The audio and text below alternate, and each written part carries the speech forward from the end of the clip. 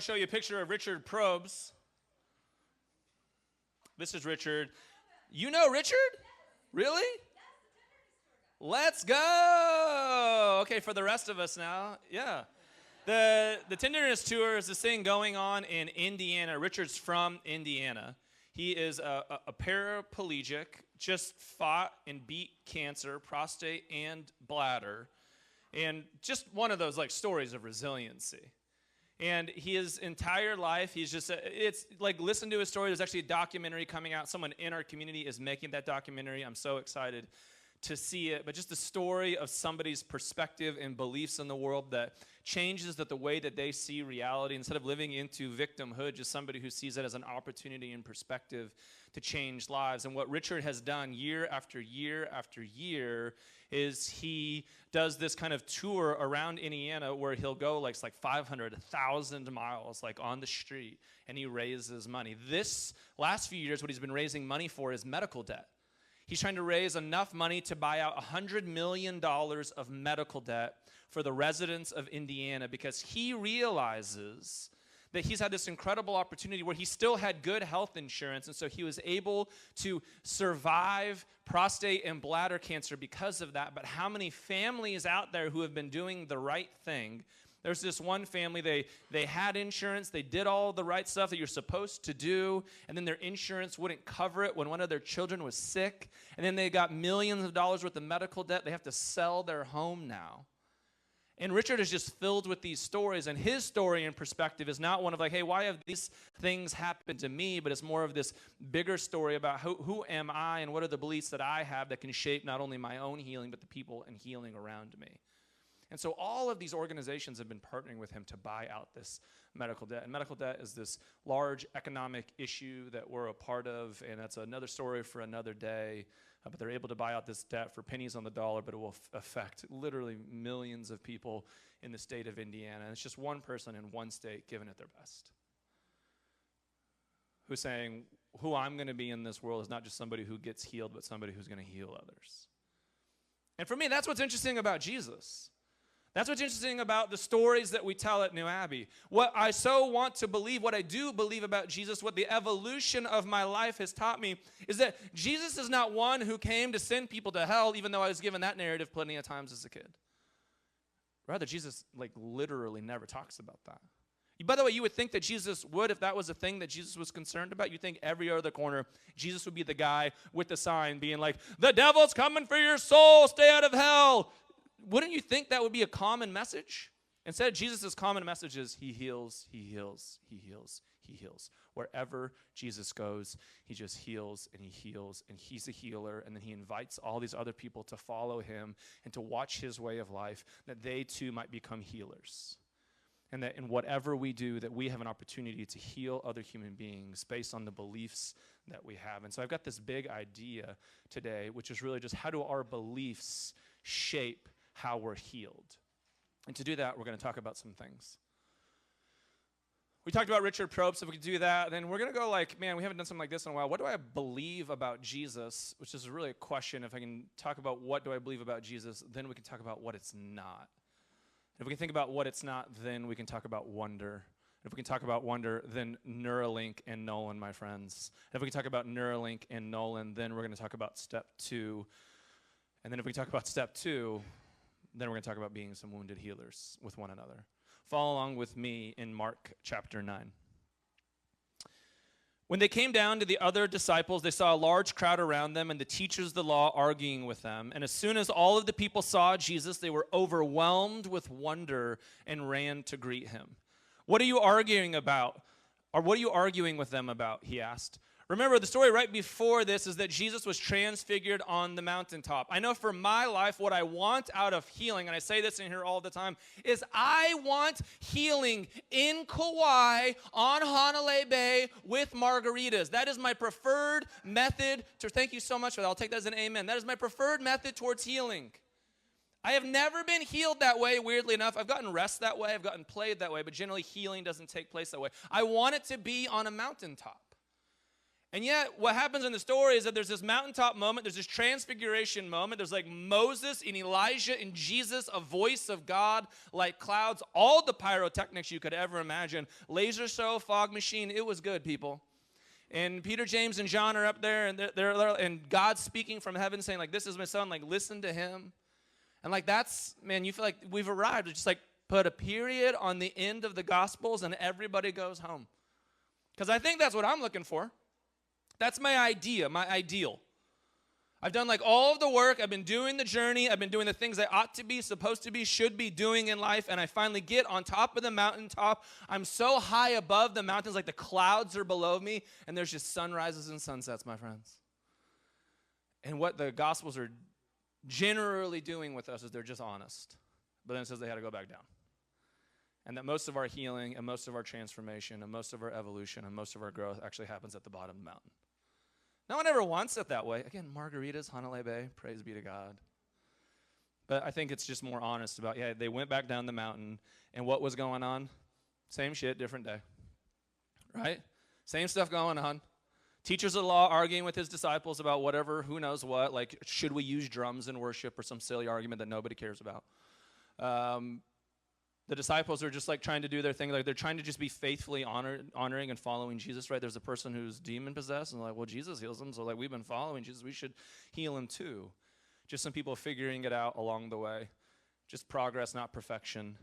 And then Jesus gets into it with them. What are you guys even arguing about? And the man in the crowd answered, Teacher, I brought you my son who is possessed by a spirit that has robbed him of speech. Whenever it seizes him, it throws him to the ground. He foams at the mouth, gnashes his teeth, and becomes rigid. I asked your disciples to drive out the spirit, but they could not. Jesus is like a little hangry here, I'm not going to lie. You unbelieving generation, Jesus replied, how long shall I stay with you? How long shall I put up with you? Bring the boy to me. Jesus was just up on a mountain too. He wants Hanalei Bay a little bit. That's okay. So they brought him, and when the spirit saw Jesus, it immediately threw the boy into a convulsion. He fell to the ground and rolled around, foaming at the mouth. And Jesus asked the boy's father, how long has he been like this? From childhood, he answered, and it was often thrown him into fire or water to kill him. But if you can do anything, take pity on us and help. If you can, said Jesus, everything is possible for the one who believes. Immediately the boy's father explained, I do believe, help me overcome my unbelief. And when Jesus saw that a crowd was running to the scene, he rebuked the impure spirit. You deaf and mute spirit, he said, I command you come out of him and never enter him again. And the spirit shrieked, convulsed him violently, and came out. And the boy looked so much like a corpse that many said he's dead. But Jesus took him by the hand and lifted him to his feet, and he stood up. And after Jesus had gone indoors, his disciples asked him privately, why couldn't we drive it out? And he replied, this kind can only come out by prayer. There are many a times that I read Bible stories or the stories of Jesus, and I'm like, that's just wacky, and I kind of want to just move on and like go to the next story. Like it feels more problematic than helpful at the moment, and then I just sit with it a little bit. One of the things that I love about New Abbey is this bigger idea that we're trying to do. This is just in our mission statement, is a Jesus community telling a bigger story of God. That's the first thing that we're trying to do. Because so much of the work that we're doing in trying to evolve or grow or transform is that we need to give ourselves new narratives. We need to take and reshape some of the narratives that we were given. That doesn't mean you have to throw everything out. That's part of the work of growing up for anybody, not just people in faith communities, right? You have to leave your family of origin. You got to grow up. You got to come up with your own ideas and your own conclusions. It might be different than mom and dad. It might be different than your pastors. It might be different than the political party you grew up with. That's just a part of living and maturing and becoming an adult. That's just a part of faith. Sometimes we weren't taught that in the faith world. We weren't taught evolution and growth because that would somehow be scary. This is just a constant that is immovable, which was so unhelpful of a way to understand your dynamic life. Instead, what we have in the stories of Jesus is this constant movement, this constant ballet, this constant growth, these constant moments of just asking questions. Again, it's been said that Jesus was asked like 198 questions, and Jesus responded with like 232 questions, and he only answered 2 of them. It's like even Jesus was interested in the question asking and the growth and the evolution. He wasn't interested in being if you just do these 10 things over the next 4 days, then your life will be better again. No, Jesus was trying to invite you into a process of growth and healing. And so much of what we're doing around here is reimagining the narratives that we were given so that they actually work for your life in Los Angeles in 2024. And I remember even starting New Abbey in Los Angeles in 2013. Crazy, by the way. And the questions that we were asking then are just different than the questions we're asking now. Of course they are. Imagine how much your life has changed from 2013. Pause there, close your eyes for a second. Imagine you, 2013. What were you wearing? What were you thinking? The world's just changed. And that's part of the beauty of this faith evolution is we're just asking ourselves other larger narratives that are going to be helpful. Some of the things that we have to let go of, or at least some of the things that I've had to let go of, you can decide for yourself, is that when I see the Bible, that I want to take it seriously and not literally. Seriously is where I find it helpful. Seriously is when I hear things like, you want to judge people? Judge them by the fruits of their spirit. Are they loving, joyful? There's peace in their life? Patience, kindness, goodness, faithfulness, gentleness, self-control? You want to tell me that someone's faith is working for them? Show me if that stuff is present for them. That's what's interesting to me. You want to take it literally? You want to have no love, joy, peace, patience, kindness, goodness, faithfulness in your life, but you want to debate the nuances of Genesis 6 and what are the Nephilim? Grow up, right? What are you talking about? And yet I grew up in that environment where it really had no interest in what your fruit was, or there was a few people who got to decide what your fruit was, but we were more interested in debating the literalism of the story. How is that helpful for your life? You know who is most disinterested in that? Jesus. Jesus constantly challenged the religious leaders when they were trying to do that. He's like, what are you talking about? It's the Sabbath. The man's arm doesn't work. I'm going to heal it. I'm not going to do it on the Sabbath. You guys are idiots, is how the Hebrew translates. He's like, you're not made for the Sabbath. That's literalism. Sabbath was made for you. Oh, that's taking it seriously. That's Jesus saying, oh, you need rest. But you don't need rest in a way where you're creating rules where like, did I walk 6 steps and turn on the light switch? Because if I did that, then God will be angry. And then did I think this impure thought? And then if I did, is Kirk Cameron and me going to make the tribulation? Like, it's too much. It's too much. And Jesus is trying to free you from those things. And Jesus is trying to give you a bigger narrative of who God is. And Jesus gives you the biggest narrative of who God is, not by what he tells you, but by what he constantly shows you. Jesus shows you that whenever he leaves a place, he leaves everybody around him better than he found them. That's who you want to be. This invitation to follow Jesus is not rooted in fear. It's not rooted in where you're going in your afterlife, although I think it is a beautiful reality that we can all hold on to, that somehow like life is crazy, by the way. Like this thing is berserk, right? So the idea that there's like life after this, or like where we're all like held together in love, not that crazy for me. There's like black holes, right? So it's never like, I can't make the cognitive jump. I'm already here. This is already a crazy enough cognitive jump, right? So I can trust God in God's goodness, what God's doing. Do I think I live in like worry about like a hell or fear, things like that? No. And if you want a bunch of books on that, we'll give you a bunch of books on that. If you want a bunch of podcasts on that, we can give you the evolution of hell over 2,000 years and how the church used it for power and authority, starting with the Great Schism in 1054 between the Eastern Orthodox Church and the Roman Catholic Church. And really it was about the Filioque clause, and it was the debate about where does the Holy Spirit come from the Father, from the Spirit, and then they split the churches for that. And then Constantinople became the ultimate power source of Rome. And because of those things, then they began to tell each other, well, you're going to hell, no, you're going to hell, and then we get today. Does that sound fun? Yeah, that's what I thought. For all of you that glazed over, good. There are books on it and there are podcasts on it, but the point is we know the history of it, that hell was not a real thing as we imagine it or were given in American evangelical or conservative culture. It was something else that was given to us and something that Jesus is not even interested in. When Jesus talks about hell or Gehenna, Gehenna is a garbage dump outside of Jerusalem. And he's like, man, Gehenna, like, do you want to like live in the garbage dump? That's what Jesus is saying to you. It has nothing about eternal life, right?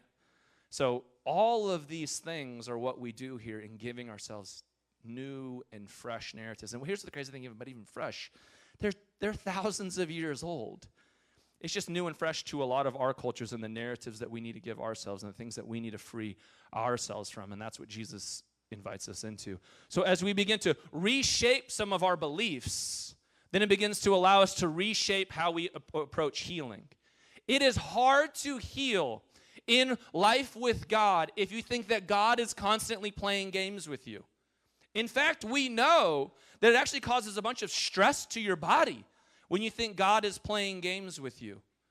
There are many of you in this room, and this is not like a preaching point. This is real. This is coffees and beers with you, where you believed that you were an abomination to God because you were queer, because somebody told that to you, and that led you to doing things like maybe even wanting to take your life. That is not a narrative that you ever need. That is not a narrative that those kids out there will ever know because of you all.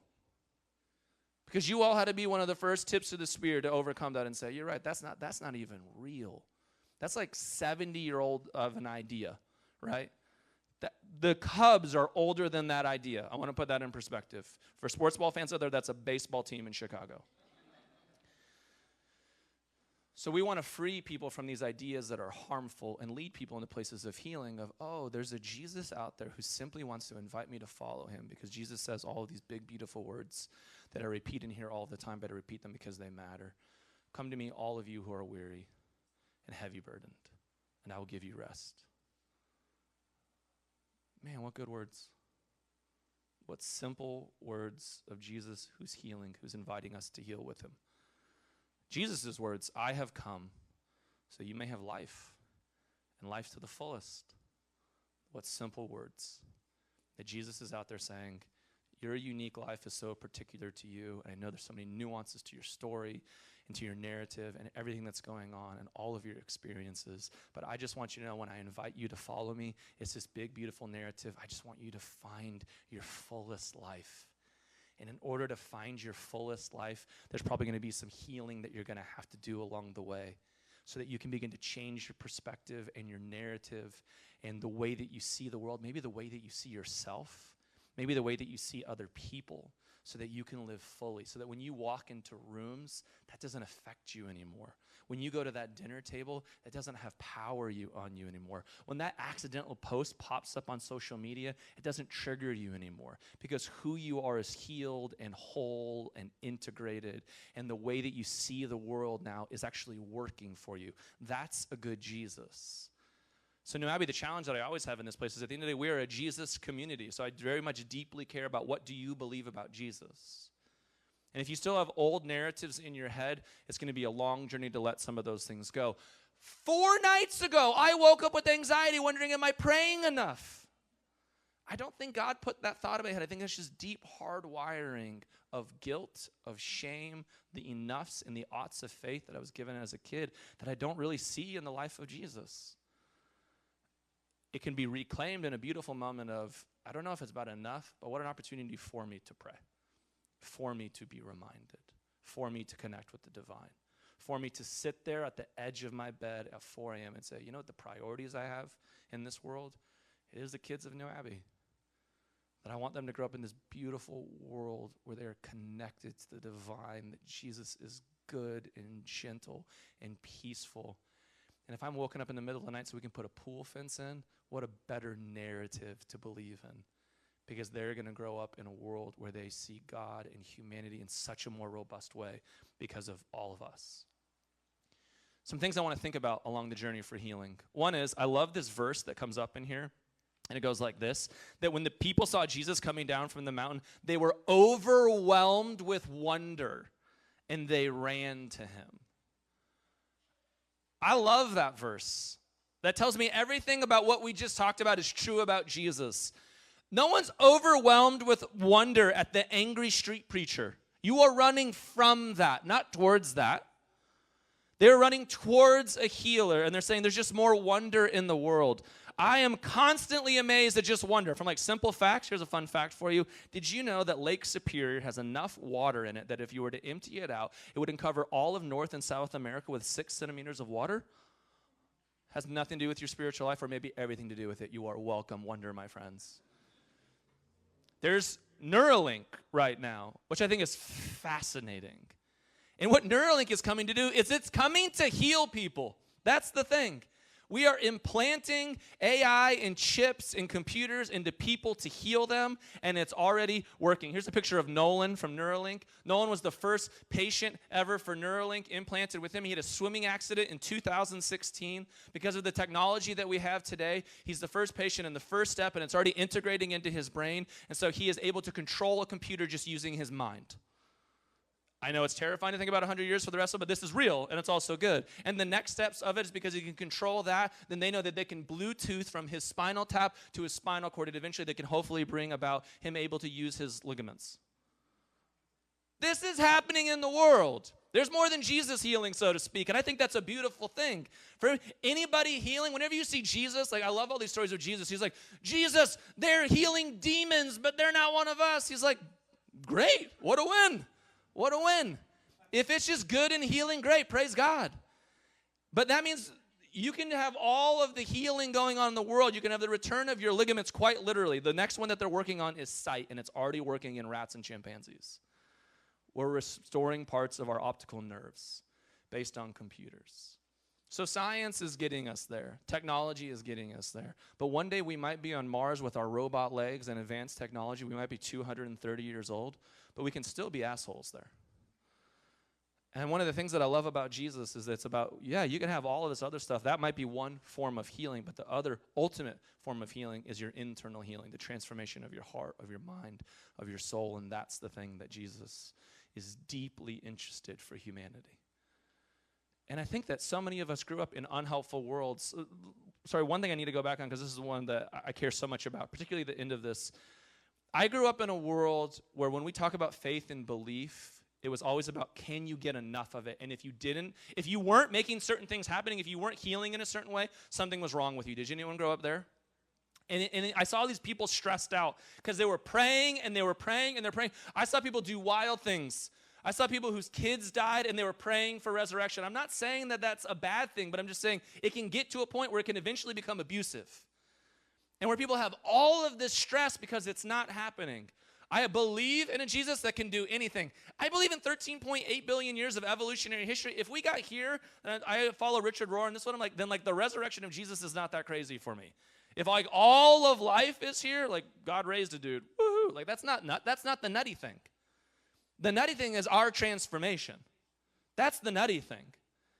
That I say this about Easter, I said this last week as well, that one of the most profound things that happened after Easter is that nothing changed in the world.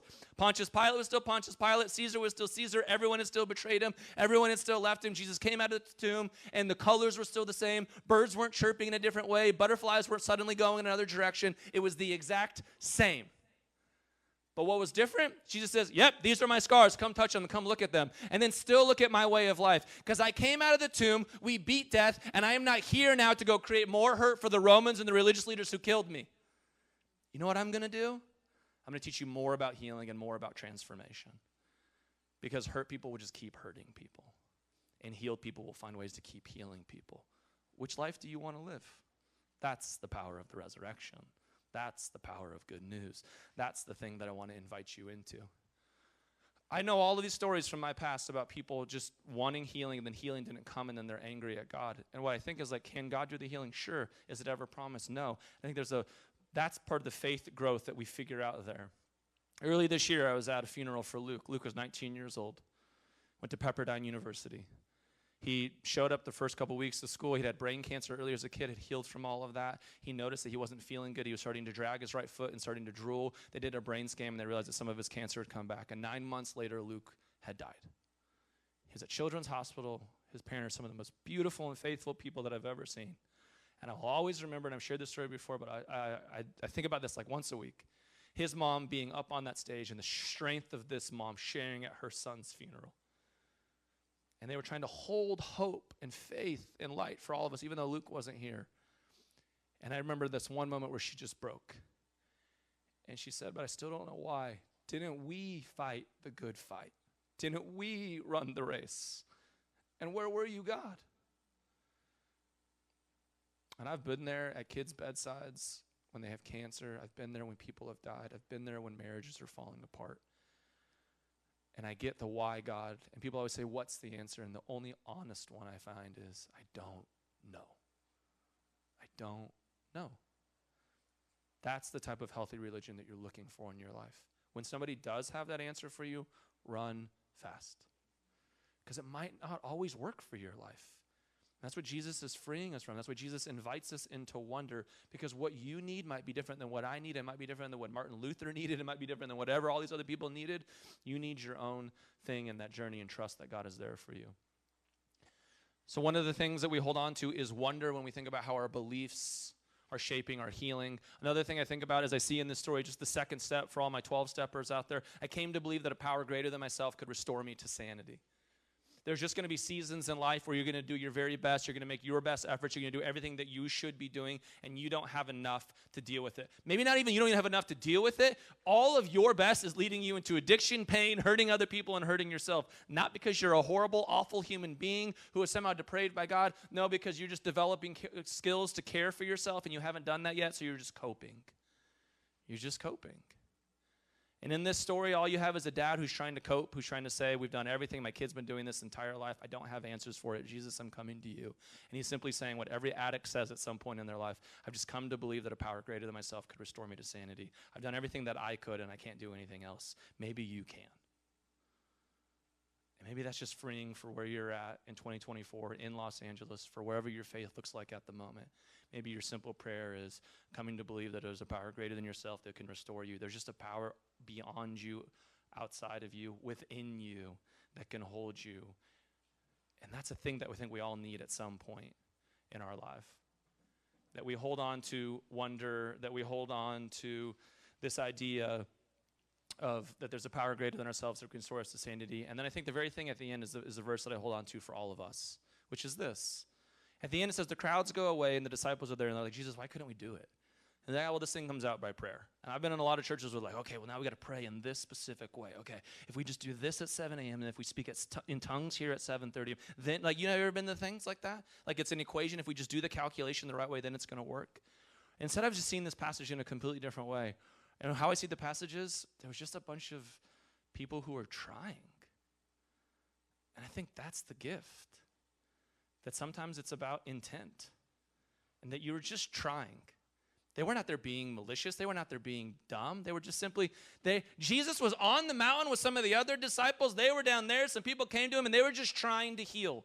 And that's just a part of it. Give yourself grace. Most of the time, you're going to heal along the way before you're completely healed. If you're waiting for the moment to heal other people until you're up on the mountain and you're in Kauai and there's Hanalei Bay and there's margaritas around, you might be waiting a long time. Probably where you're going to heal is just on that side conversation with the friend that you didn't think it was going to come up. You haven't talked to him in a while. You finally grabbed pizza together and you noticed something different about them, and you got to that place in the conversation, and there you were there for them. That's where you're going to heal. You were at the office or on that Zoom meeting and everyone else was off, and you just had that 2 seconds to connect with Barbara. I don't know what her name is, but that's where you're going to heal. You were in a conversation at New Abbey and you didn't think that you needed that conversation, and finally someone said it to you that they have been there as well, and there was no explanation needed, and they knew what it was like to come out. They knew what it was like to leave that faith. They knew what it was like to grow, and that was healing. We can go on and on and on, but I think the end of the story is just saying this: you're just trying your best, and you give yourself credit for that. Sometimes there's new tools to learn. Maybe that's all Jesus is saying, well, it's like this kind of prayer. That's great. Learn some of those tools. But in the meantime, would you just trust yourself where you're at? Would you trust the healing that you're done? And would you trust that it's about progress and not perfection, and that you as a wounded healer is what the world needs? I'm a big believer that the way that we see Jesus, the beliefs that we have about him, are going to reshape how we bring about healing in our own lives, healing to the people around us, and healing to the world that we have. And Abbey, I believe that about each of you. I see it in your lives. I see the evolution. I see the growth. And at the end of the day, here's what I know. That on Sunday morning in near Dodger Stadium at 11:13 a.m., you chose to show up to a church because there's something in you that still is holding on to wonder. There's something in you that still believes that there's something bigger than yourself that you need to reshape your healing and your narrative. And there's something in you that believes that this Jesus and way of following Jesus might actually bring about the fullest life for you. Would you find those same 3 or 4 people around you? Would you answer this question? How do your beliefs shape your healing? Enjoy.